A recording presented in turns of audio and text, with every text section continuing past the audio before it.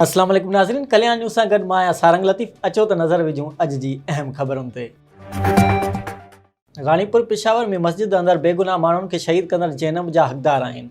हिकु इंसान खे क़त्ल करणु पूरी इंसानियत जो क़त्ल आहे। बेगुनाह माण्हुनि खे शहीद कंदड़नि खे जल्द गिरफ़्तार करे सख़्त खां सख़्त सज़ा ॾिनी वञे। रानीपुर में असगरिया इल्मो अमल तहरीक पाकिस्तान डिवीज़न सखर जे अॻवाननि तरफ़ां पेशावर साने जे ख़िलाफ़ प्रेस कॉन्फ्रेंस। रिपोर्ट मूजिबि असगरिया इल्मो अमल तहरीक पाकिस्तान डिवीज़न सखर जे अॻवान बेग अली जाफ़री, गुलाम अब्बास सोढड़, गुलाम मुर्तज़ा गाओ, सजाद अली जामड़ो सिंध प्रेस क्लब रानीपुर ते ख़िताब कंदे चयो त हिकु इंसान खे क़त्ल करणु पूरे इंसानियत जो क़त्ल आहे। पेशावर सानियो पूरे इंसानियत जो क़त्ल आहे। अफ़सोस इन ॻाल्हि जो आहे त शहीदनि जे वारसनि सां काई हमदर्दी न थी सघी। शहीदनि जे घरनि में क़यामत जा मंज़र आहिनि। अहिड़ी सूरत हाल में अफ़सोस ई करे सघिजे थो। हिननि चयो त शहीद कयल इंसाननि जे वारसनि खे इंसाफ़ ॾियण लाइ असां शिया तंज़ीमुनि तरफ़ां जल्द मुल्क गीर एहतजाज जो सिलसिलो शुरू कंदासीं, जेको शहीदनि जे क़ातिलनि जे गिरोह खे सज़ा ॾियण ताईं जारी रहंदो।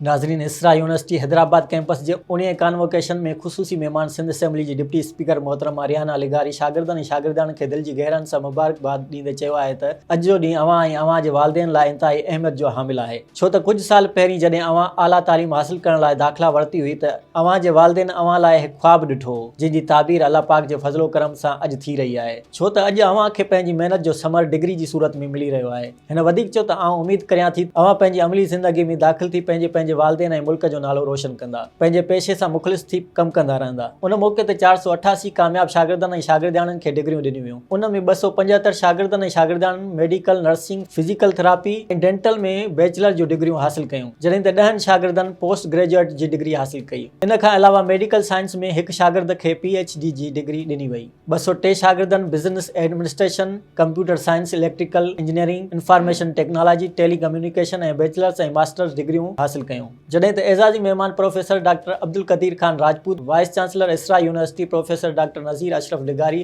बोर्ड ऑफ गवर्नर उस्तादनि यूनिवर्सिटी जे समूरे अमले समेत शागिर्दनि ऐं शागिर्दाणनि खे अॼु जे ॾींहं जी मुबारकबाद पेश कई ऐं चयो त अव्हां तालीमी मैदान में कामयाबी हासिल करे वरिती आहे ऐं हाणे अव्हां खे पंहिंजे अमली ज़िंदगी में अहिड़ी तरह महिनत करणी आहे ऐं अॻियां वधणो आहे।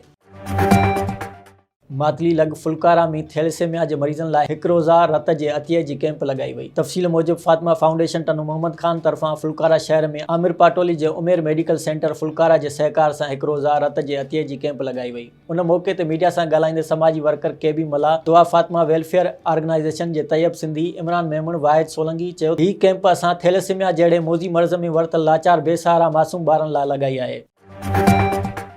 भानसेदाबाद में ॻोठ तैयब चना जे रहवासी लोंग चना पंहिंजी औरतुनि ऐं ॿारनि खे वठी भानसेदाबाद में पंहिंजे ॻोठ जे बासर पंहिंजे सोटनि अली असगर चना, हाजी अली अकबर चना, मुलाबख्श चना, गुलज़ार चना जिन जे ज़्यादतियुनि ऐं ज़मीन ते कब्ज़े ख़िलाफ़ अवामी प्रेस क्लब भानसेदाबाद में पहुची एहतजाजी मुज़ाहिरो कयो। मुतासिरीन लोंग चना ऐं संदसि भाॼाई ऐं प्यार जो परणो कंदड़ न्याणी मुनीरा चना ऐं संदसि मुड़ुसु अमीन चना एहतजाज कंदे दायो आहे त हिकु साल अॻु संदसि भाइटे मोहम्मद अमीन चना नारी मुनीर सां प्यार जो परणो कयो हो, जंहिं ते संदसि सोट जान जा वेरी बणिजी विया आहिनि ऐं 52 जिरेब ज़मीन ऐं घरनि ते कब्ज़ो करे वेठल आहिनि। घरनि ते कब्ज़े सबबि संदन ख़ानदान दरबदरी वारी ज़िंदगी गुज़ारण ते मजबूर थी वियो आहे। हिननि वज़ीर आला सिंध, IG सिंध, DIG हैदराबाद ऐं SSP दादू खां मुतालबो कयो त बासर जवाबदारनि जी कब्ज़े हेठि आयल ज़मीन ऐं घर वापसि कराए जवाबदारनि ख़िलाफ़ क़ानूनी कार्रवाई करे तहफ़्फ़ुज़ फ़राहम कयो वञे।